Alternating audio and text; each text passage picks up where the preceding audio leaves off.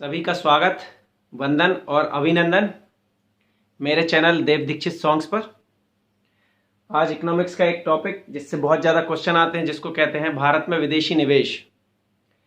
तो विदेशी निवेश क्या है, इसका अर्थ क्या है, इसकी क्यों आवश्यकता पड़ी और कैसे करके ये आतंकवाद, अलगाववाद, नक्सलवाद और अतिवाद या धरना प्रदर्शन और हड़ताल से जाके कनेक्ट होता है, और क्या क्या इसके फायदे हैं, क्या क्या इसके नुकसान हैं।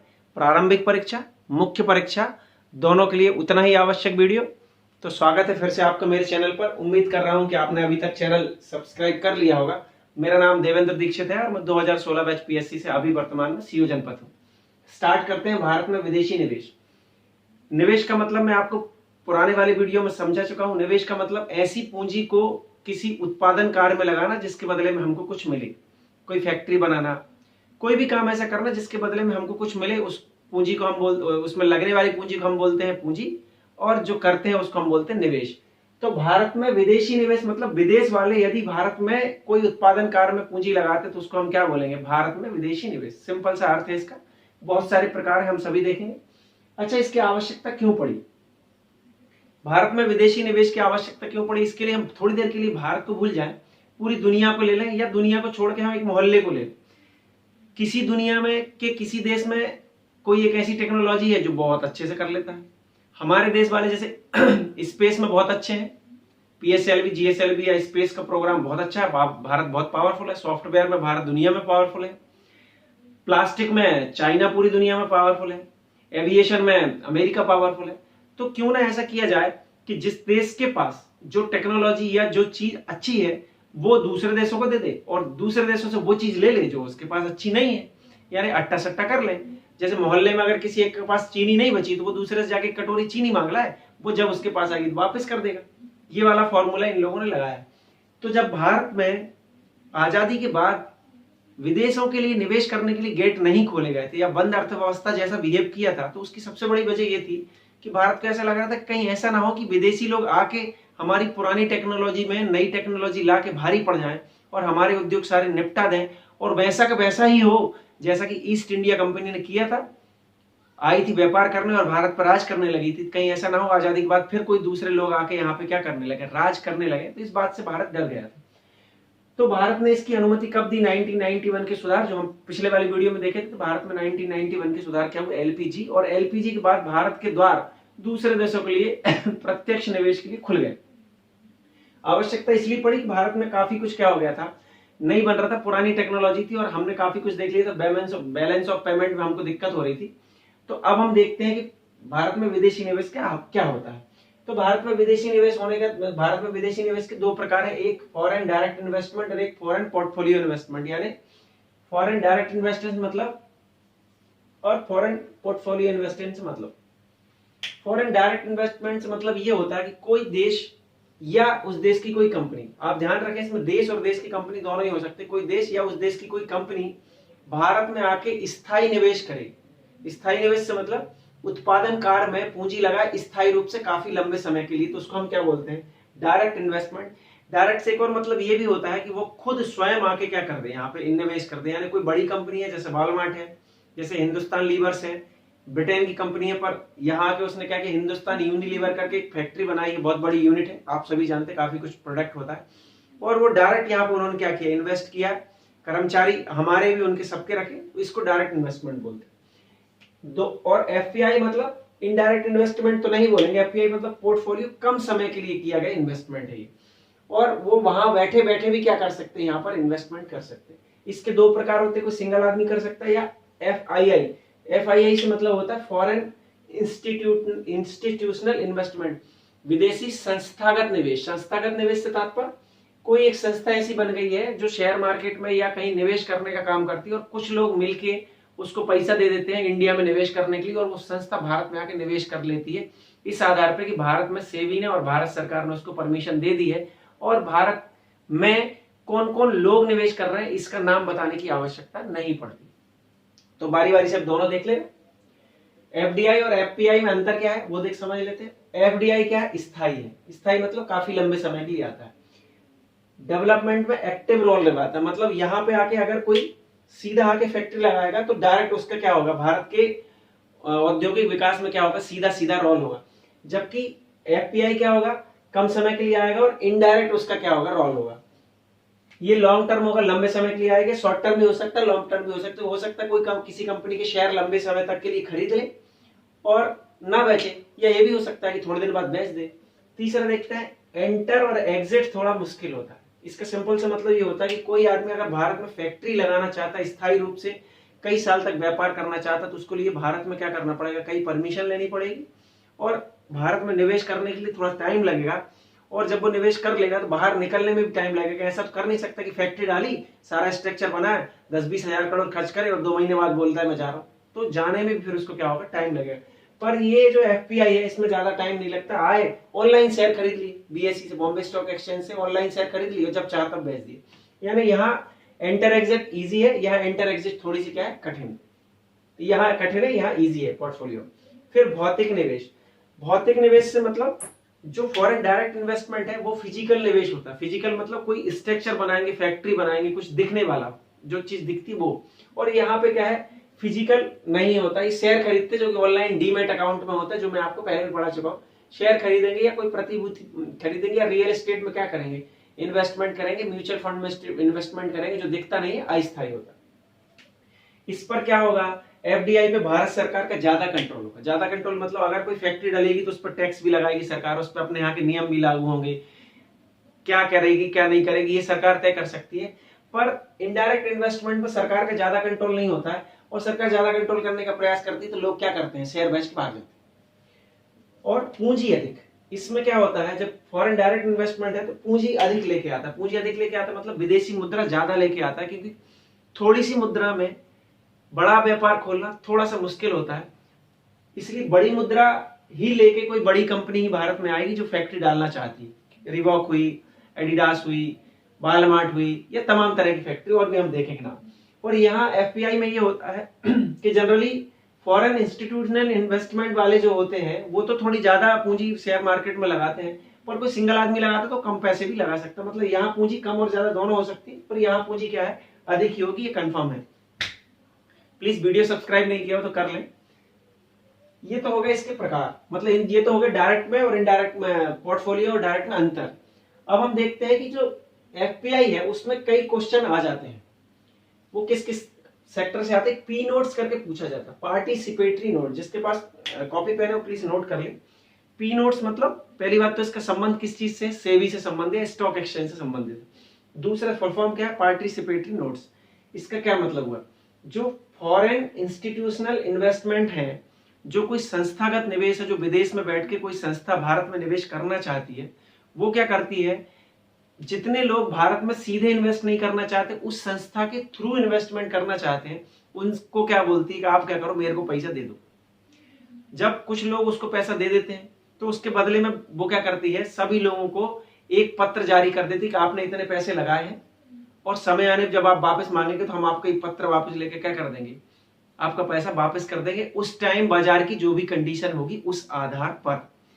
तो जो भारत के शेयर मार्केट में पार्टिसिपेट करने के लिए पैसा लगने के बदले में जो नोट्स मिल जाते हैं उसी को हम क्या बोलते हैं, पार्टिसिपेटरी नोट्स। जनरली कौन जारी करता है, फॉरेन इंस्टीट्यूशनल इन्वेस्टमेंट जो करती है संस्था, वो करती है जारी, किसको, जो पैसा लगाता है उसको। एक तो ये पी नोट्स होगा, एक होता है क्यूएफआई, क्वालिफाइड फॉरेन इन्वेस्टमेंट। क्वालिफाइड से मतलब सेबी क्या करती, कुछ विशेष लोगों को एक दर्जा देती है कि आप डायरेक्ट ही क्या कर सकते, भारत के शेयर मार्केट में इन्वेस्ट कर सकते, आपको परमिशन की जरूरत नहीं पड़ेगी। तो उन लोगों को क्या बोलते हैं, उन लोगों को बोलते हैं क्यूएफआई। तीसरा होता है एनआरआई, नॉन रेसिडेंशियल इंडियन। ये एनआरआई वो लोग होते हैं जो भारत के नागरिक कभी थे और भारत में अभी नहीं रहते हैं, इनको हम एनआरआई बोलते हैं।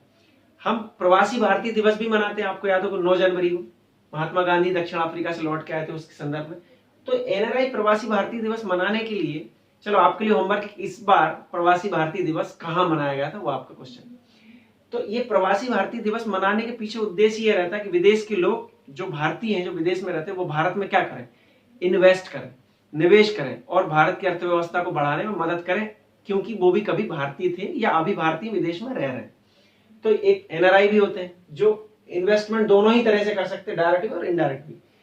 दूसरा एडीआर जीडीआर, मैंने पुराने वीडियोस में आपको पढ़ाया है कि अमेरिकन डिपॉजिटरी रिसीट और ग्लोबल डिपॉजिटरी रिसीट, भारत की वो कंपनियां जो विदेशों से अपने शेयर खरीदवाना चाहती हैं, वो विदेश में क्या करती है, एडीआर और जीडीआर जारी कर देती हैं, और वो लोग एडीआर जीडीआर के थ्रू भारत में क्या करते हैं, शेयर खरीद के पैसा निवेश करते हैं। तो इस तरह से एफआईआई या एफपीआई की ये क्या है, प्रकार है, ये किस किस तरह से भारत में एफडीआई और एफपीआई में निवेश करते हैं विदेशी लोग।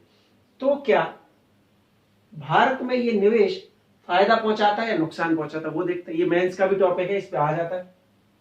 अभी हम देखते हैं, आप मेरे वीडियो पूरे देखें, आपको बिल्कुल समझ में आएगा क्या करना है। इसके फायदे क्या क्या हो सकते हैं। सबसे पहला फायदा होगा पूंजी निवेश बढ़ेगा। विदेश के लिए अगर यहाँ के द्वार खोल देंगे तो वहां के लोग यहाँ के क्या करेंगे, पूंजी निवेश करेंगे। पूंजी निवेश करेंगे तो जो हमारा विदेशी मुद्रा भंडार वो बढ़ जाएगा, क्योंकि वो कुछ ना कुछ पैसा तो लेके आएगा, तो विदेशी मुद्रा भंडार बढ़ जाएगा। पूंजी निवेश करेंगे तो कोई ना कोई फैक्ट्री खोलेंगे, फैक्ट्री खोलेंगे तो क्या होगा, रोलिंग बनेगी, वो मैं आपको अभी नीचे वाले वीडियो, इसमें इसी वीडियो में नीचे समझाऊंगा। दूसरा, नई तकनीक लेके आएंगे। हो सकता है भारत में जो मोटरसाइकिल बनाने की तकनीक है वो पुरानी हो, अच्छी मोटरसाइकिल नहीं बन रही हो, पर भारत में कोई दूसरी विदेशी कंपनी मोटरसाइकिल बनाने में इंटरेस्टेड है, तो वो भारत में आके बनाएगी तो अच्छी मोटरसाइकिल बनेगी, सस्ते दाम पे अच्छी, जैसे कि हुआ भी था। हीरो एक साइकिल कंपनी थी और होंडा जापान की एक कंपनी थी। जापान की उस होंडा कंपनी के पास टेक्नोलॉजी अच्छी थी, उसने हीरो साइकिल के साथ ज्वाइंट वेंचर किया और भारत में हीरो होंडा नाम की क्या कर दी, मोटरसाइकिल निकाली, और मोटरसाइकिल ने नई तकनीक के कारण भयंकर भी थी। दूसरा, मारुति सुजुकी थी। मारुति की यहाँ कार कंपनी थी सुजुकी, फिर जापान की एक कार कंपनी थी, उन्होंने नई टेक्नोलॉजी के साथ मारुति सुजुकी निकाली और बम्पर भी की गाड़ी। तो ये नई तकनीक का आना कहीं ना कहीं अच्छा रहता है। तीसरा, बीओपी में मदद, balance of payment. Balance of payment एक ऐसा खाता होता है जिसमें हम ये रिकॉर्ड करते हैं, लिखते हैं कि कितना भारत ने विदेश में पैसा दिया और कितना विदेश से भारत ने पैसा लिया, किसमें, व्यापार में। किसमें, व्यापार में। तो जब बहुत सारा पैसा भारत में आएगा, भले वो निवेश करने के लिए आए, तो बैलेंस ऑफ पेमेंट ये खाता है, हम जब विदेशी व्यापार पढ़ेंगे तो जरूर पढ़ेंगे। तो विदेशी बैलेंस ऑफ पेमेंट किसके पक्ष में आ जाएगा, भारत के पक्ष में, क्योंकि बहुत सारा पैसा भारत में आ गया, तो भारत ने दिया कम है और लिया ज्यादा, तो बैलेंस ऑफ पेमेंट क्या हो जाएगा, भारत के पास आ जाएगा, और इससे विदेशी मुद्रा भंडार भी भारत का क्या होगा, बढ़ जाएगा, फॉरेक्स रिजर्व। सामाजिक विकास होगा, ये बहुत ज्यादा इंपॉर्टेंट, ये निबंध में भी आ सकता है। आप ये सोच रहे होंगे कि विदेशी इन्वेस्टमेंट से या विदेशी निवेश से भारत में सामाजिक विकास कैसा होगा। गौर करो, वापस यहां मैंने बना के रखा, ये निवेश करेंगे और फैक्ट्री डालेंगे या कुछ अपनी उत्पादन की इकाई लगाना चाहेंगे, तो उससे क्या होगा, उससे ये होगा कि उत्पादन की इकाई लगाने के लिए अर्थशास्त्र का मूलभूत नियम, उसके लिए 4 चीज आवश्यक होती। एक होती पूंजी, जो वो लेके आ रहा है। दूसरा होता श्रम यानी लेबर। तीसरा होता जमीन, और चौथा होता उद्यमता यानी काम करने की क्षमता, रिस्क लेने की क्षमता। तो पूंजी तो लेके आए हैं, जमीन भारत की इस्तेमाल करेंगे, और उद्यमिता मतलब व्यापार करने का गुण उनके अंदर है। अब एक चीज बची, श्रम। श्रम मतलब लेबर। लेबर मतलब मान लो कोई एक फैक्ट्री लगाने वाला, उसमें उसको 100 आदमी चाहिए, तो क्या 100 के 100 आदमी विदेश से ले आएगा, और यदि वो विदेश से लाएगा तो ऑब्वियस बात है उसको वहां से यहाँ ला के काम कराने महंगा पड़ेगा, तो वो कोशिश करेगा कि भारत के लोगों को यहाँ क्या करे, फैक्ट्री में काम दे। तो मान लो 10 मैनेजर वहां से पकड़ लाए, 90 लोग भारत के उसने क्या किए, भर्ती की अपनी फैक्ट्री में। उनको मिलेगा, भारत के लोगों को क्या मिलेगा, रोजगार। रोजगार मिलेगा तो उनकी आय बढ़ेगी, आय बढ़ेगी तो वो उसको क्या करेंगे, खर्च करेंगे। जिस आदमी को 200 रुपए भी नहीं मिलते थे, अगर उसको 500 रुपए दिन मिलेंगे तो वो क्या करेगा, उसकी आय बढ़ेगी। जब उसकी आय बढ़ेगी तो उसको खर्च करेगा। वही ट्रिकल डाउन थ्योरी में एक बार पता चलो, जब वो खर्च करेगा तो अन्य उद्योगों का ही सामान खरीदेगा भाई को। जब वो पैसा खर्च करेगा तो पैसे का 2 ही उपयोग कर सकता है, एक वो क्या कर सकता है, वस्तु खरीद सकता है, दूसरा सेवा खरीद सकता है, सिंपल। तो वस्तु या सेवा खरीदेगा तो वो वस्तु या सेवा भारत का ही कोई आदमी क्या कर रहा हो, उत्पादित कर रहा हो। तो वस्तु या सेवा खरीदेगा तो जिसकी वस्तु या सेवा खरीदेगा वो जिस फैक्ट्री से वो वस्तु या सेवा ले रहा, तो उस फैक्ट्री को क्या होगा, मौका मिलेगा और वस्तु सेवा पैदा करने का। मतलब कहीं ना कहीं इस एक एफडीआई के आ जाने से सामाजिक विकास में रोजगार, रोजगार से आय, आय से खर्च, अन्य उद्योग, यानी अन्य उद्योगों को भी क्या मिलेगी, रोलिंग मिलेगी। अन्य उद्योगों को रोलिंग मिलेगी तो जीडीपी में बढ़ोतरी होगी, क्योंकि वस्तु और सेवा क्या हो रही, बढ़ रही है, तो जीडीपी बढ़ेगा, और जीडीपी बढ़ेगा तो मानव विकास होगा। और कहीं ना कहीं जिस व्यक्ति को रोजगार मिला उसका सामाजिक स्टेटस या सामाजिक क्या होगा, उत्थान होगा, उसकी बढ़ोतरी होगी, उसका सामाजिक स्टेटस बढ़ जाएगा, वो अच्छे से रहना चालू कर देगा। और इसके और फायदे देखो, और इसके फायदे ये होंगे कि जिस व्यक्ति को रोजगार मिल जाएगा वो फालतू का काम नहीं करना है, खाली दिमाग शैतान का घर, चोरी चमारी बंद, गुंडागर्दी बंद, काम करना चालू। काम करेगा तो दूसरे जो फालतू लोग हैं उनके पास नहीं बैठेगा, बातें नहीं करेगा उनसे, उसका दिमाग माइंड वॉश कोई नहीं कर पाएगा। तो यानी सांप्रदायिकता, अलगाववाद, नक्सलवाद, आतंकवाद, इन सब में भी वो क्या नहीं करेगा, शामिल नहीं होगा। यानी ये भी कहीं ना कहीं कम हो जाएगा। और तो और धरना प्रदर्शन या भुखमरी जो है वो भी कम हो जाएगा, क्योंकि उसको काम मिल जाएगा, भूखा नहीं मरेगा। धरना प्रदर्शन इसलिए नहीं करेगा, वो काम कर रहा है। और इसके बाद आखिरी में कहीं ना कहीं जाके ये सारी चीज जाके राष्ट्रीय शांति और अखंडता को प्रभावित करती हैं। तो राष्ट्रीय अखंडता को क्या मिलेगी, मजबूती मिलेगी, राष्ट्र विरोधी नारे नहीं लगेंगे। लोगों को अगर रोजगार मिलेगा तो, रोजगार मिलेगा तो महंगाई भी नहीं बढ़ेगी। तो कहीं ना कहीं एफडीआई के आ जाने से एक बहुत बड़ा स्ट्रक्चर यहाँ पे बन के आया, जिसको हम क्या बोल रहे हैं, राष्ट्रीय एकता अखंडता को क्या होगा, फायदा होगा। और देखते हैं अधोसंरचना विकास। अधोसंरचना वो मूलभूत सुविधाएं होती जिसके द्वारा देश चले, सड़क, पानी, रेल, उद्योग। तो अधोसंरचना विकास, जो भी व्यक्ति भारत में निवेश करेगा वो किस लिए निवेश करेगा, वो इसलिए निवेश करेगा कि उसका उत्पादन हो। तो वो अपनी फैक्ट्री तक रेल लाइन बनाएगा, रोड बनाएगा, तो कहीं ना कहीं अधोसंरचना विकास करेगा, लोगों को रहने के लिए क्वार्टर्स बनाएगा। तो उस एफडीआई के आ जाने से इस अधोसंरचना विकास में भी क्या होगी, बढ़ोतरी होगी। छठवां देखते हैं आयात प्रतिस्थापन। ये बहुत सही वर्ड है, इसकी तो 3 नंबर में सीधा सीधा क्या आ सकता है, 3 नंबर में इसका 30 वर्ड में आ सकता है। आयात प्रतिस्थापन मतलब जो चीज हम आयात कर रहे हैं, अगर उस चीज का उत्पादन करने के लिए कोई विदेशी कंपनी भारत में आना चाहती है, तो क्यों ना हम ऐसा करें कि विदेश से वो माल नहीं खरीद के उस फैक्ट्री को ही यहाँ लगने की परमिशन दे दें। उससे ये होगा कि लोकल लोगों को रोजगार मिल जाएगा और वो फैक्ट्री हमारे ही कच्चे माल से वो सामान बना देगी और भारत में आयात करने की जरूरत नहीं पड़ेगी और हमारा विदेशी मुद्रा भंडार भी बचा रहेगा। तो उस किसी चीज के बदले में क्या करना, किसी चीज को उत्पादित कर लेना देश में ही, उसी को हम बोलते हैं आयात प्रतिस्थापन। मतलब आयात के बदले में किसी दूसरी चीज को स्थापित कर दी। स्वच्छ प्रतिस्पर्धा, बहुत सारी फैक्ट्रियां लगेंगी, तो जो एक ही फैक्ट्री थी वो क्या कर रही थी, वो मोनोपोली कर रही थी, अपने सामान की मनमाफी रेट कर रही थी। पर दूसरी फैक्ट्री आ जाएगी, तीसरी फैक्ट्री आ जाएगी, तो फिर क्या कंपटीशन होगा। कंपटीशन के 2 फायदे, एक तो रेट कम, क्वालिटी अच्छी। तो स्वच्छ प्रतिस्पर्धा भी क्या होगी, भारत के बाजारों में आएगी। मानव संसाधन विकास होगा। जब बहुत सारा रोजगार मिलना रहता है ना, तो लोग आईआईटी भी करते रहते हैं और पढ़ते भी, इंजीनियरिंग भी करते हैं, अच्छे से पढ़ते हैं, उनको पता है कि रोजगार काफी है, मिल जाएगा हमको। तो कहीं ना कहीं मानव संसाधन, जो मानव के रूप में, जनता के रूप में देश में सबसे बड़ी आबादी है देश में अभी युवाओं की, उसको क्या होगा, उसकी स्किल में या उसके कौशल में क्या होगा, बढ़ोतरी होगी, वो लोग पढ़ेंगे, तो मानव संसाधन का विकास भी होगा। और राजस्व की बढ़ोतरी होगी, ये तो बहुत बड़ा काम है। राजस्व की बढ़ोतरी मतलब कोई भी फैक्ट्री या कोई भी चीज भारत में आके लगेगी तो उसको टैक्स देना पड़ेगा, आयात शुल्क जो वो आ रही है जब। और भारत में उत्पादन शुल्क या इनडायरेक्ट डायरेक्ट टैक्स जो भी लगते हैं, जीएसटी वेस्टी, तो सब उससे क्या होगा, उससे भारत में भारत सरकार का राजस्व बढ़ेगा, टैक्स बढ़ेगा और जो उसका खजाना है वो थोड़ा सा और क्या होगा, भर जाएगा। इतने सारे इसके फायदे हैं, किसके, भारत में विदेशी निवेश के। तो क्या इसमें विदेशी निवेश ही निवेश है, भारत में विदेशी निवेश के फायदे ही फायदे हैं? नहीं भाई, इसके कुछ थोड़े से क्या है, नुकसान भी हैं। और नुकसान को ही कम करने के लिए सरकार ने विदेशी निवेश की सीमाएं तय कर रखी। सीमा से मतलब किसी चीज में 30% सीमा दी है, किसी चीज में 50% दी, किसी में 74%, किसी में 100%। सरकार ने गौर किया होगा आपने, किसी किसी चीज में 100% दे रखी, किसी किसी चीज में 74 दी, किसी किसी में 51 दी, किसी में 24% दी। वो आप समझ लो क्यों, अभी समझ में आएगा। इसके नुकसान क्या है, राजनीतिक प्रभुसत्ता के खतरा। सरकार सबसे पहले डरती ये है, जो 1991 तक डर रही थी, वो ये कि कहीं ऐसा ना हो कि फिर से वही हो ईस्ट इंडिया कंपनी जैसा, कि लोग यहाँ आए किस करने, व्यापार करने, और आके यहाँ की पॉलिटिक्स पे कब्जा कर लें और फिर भारत की सरकार को वही करना पड़े, आश्रितता के चलते, उनके ऊपर डिपेंडेंसी के चलते, जो कि वो चाहते और भारत सरकार क्या कठपुतली बन के रह जाए। तो इस चक्कर में नहीं चाह रहे, तो अभी भी इसके खतरे बने हुए। दूसरा, घरेलू उद्योग प्रभावित होंगे। ये निर्विवाद रूप से सत्य है कि हमारे देश में जो पुरानी टेक्नोलॉजी है उसकी तुलना में विदेश के विकसित देशों की नई टेक्नोलॉजी आएगी तो कहीं ना कहीं पुरानी टेक्नोलॉजी की क्या कर देगी, रिप्लेस कर देगी। कोई भी व्यक्ति अच्छा कपड़ा खरीदना पसंद करेगा, ना कि बुरा कपड़ा खरीदना पसंद करेगा, अगर दोनों के रेट सही होंगे तो ये घरेलू उद्योग क्या करती है, प्रभावित करती है।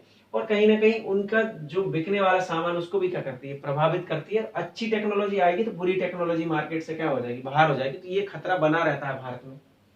तीसरा, जमीन और जायदाद के मूल्य अधिक हो जाएंगे। जिस भी एरिया विशेष में क्या होगा, फैक्ट्रीज लगेंगी, या जिस एरिया विशेष में लोगों के क्वार्टर्स बने सरकारी या फैक्ट्री वाले, तो उस एरिया की क्या होगी, कीमत बढ़ जाएगी। तो आम आदमी के लिए उन चीजों को खरीदना थोड़ा सा मुश्किल हो जाएगा। और चूंकि ये फैक्ट्रियां कहां से आई हैं, विदेश से आई हैं, या तो ये विदेशी सरकार की है या विदेशी किसी मूल कंपनी का हिस्सा है, तो उस पर भारत का कंट्रोल थोड़ा सा क्या रहता है, कम रहेगा, क्योंकि कहीं ना कहीं पेरेंट कंपनी या जो मूल कंपनी वो विदेश में है, उसी के नियम यहाँ पर लागू होते हैं। हमारे कुछ ही नियम इस पर लागू होंगे। जैसे हिंदुस्तान यूनिलीवर बहुत बड़ी कंपनी है, या जिलेट जो यूएसए की कंपनी, हिंदुस्तान यूनिलीवर कहाँ की कंपनी, ब्रिटेन की कंपनी, तो ये भारत में टैक्स वगैरह जरूर देती है और भारत की कंपनी एक्ट का पालन जरूर करती है, पर इनकी पेरेंट कंपनी कहाँ है, विदेशों में है, और मूल नियम तो ये उन्हीं का पालन करती है। और सबसे बड़ा खतरा जो होता है ट्रांसफर प्राइसिंग। सीधे सीधे शब्दों में कहा, दाराभाई नौरोजी का वही फार्मूला कि धन का विदोहन का सिद्धांत। ट्रांसफर प्राइसिंग का मतलब ये कि मान लो उस कंपनी ने भारत में 2000 करोड़ रुपए का इन्वेस्ट किया था और कंपनी लगा के क्या की थी, माल उत्पादित करना चालू किया। अब ये 2000 करोड़ रुपए जब उसने भारत के मार्केट से कमा लिए, तो उसने क्या किया, उसमें उस फैक्ट्री में और एक यूनिट और दूसरी जगह लगाना चाह रही थी उस कमाए हुए पैसे से। तो उसने क्या किया कि वो 2000 करोड़ रुपए का सामान उसी देश से खरीद लिया जिस देश से वो आई थी, यानी जितना वो लेके आए थे उतना उसने क्या कर दिया, अपने देश को वापस कर दिया, और कहीं ना कहीं मुनाफा जो था वो वहां चला गया, और अब ये यहाँ फ्री में क्या कर रहे हैं, कमा रहे हैं। इसी को हम क्या बोलते हैं, ट्रांसफर प्राइसिंग। यानी ये खतरा भी लगातार बना रहता है। तो ये थे कुछ खतरे, और इन्हीं खतरों से बचने के लिए सरकार ने क्या किया है, धीरे धीरे करके इन्वेस्टमेंट को बढ़ावा देना चालू किया। खासकर उन क्षेत्रों में इन्वेस्टमेंट की सीमा या तो शून्य रखी या तो 24% तक ही अनुमति दी है, जो क्षेत्र में भारत मजबूत है, और उन क्षेत्रों में पूरा 100% कर दिया जिन क्षेत्र में भारत बहुत कमजोर है, और उन क्षेत्रों में 50-50 कर लिया, या 49% या 51% कर दिया जिन क्षेत्रों में भारत थोड़ा सा मजबूत था और थोड़ी मजबूत होने की आवश्यकता थी। इसलिए ये विदेशी पूंजी की निवेश की सीमाएं भारत सरकार ने तय की है, और काफी हद तक भारत इसमें सफल भी रहा है। यानी कि कुल मिला के अगर देखें फाइनली कि भारत में विदेशी निवेश के फायदे ज्यादा है, नुकसान कम है। अगर हम स्ट्रेटेजिक रूप से या रणनीतिक रूप से इसको करते हैं तो भारत में इसके कई फायदे और भी हो सकते हैं। तो ये था भारत में विदेशी निवेश। उम्मीद है आपको वीडियो पसंद आया होगा। Thank you so much.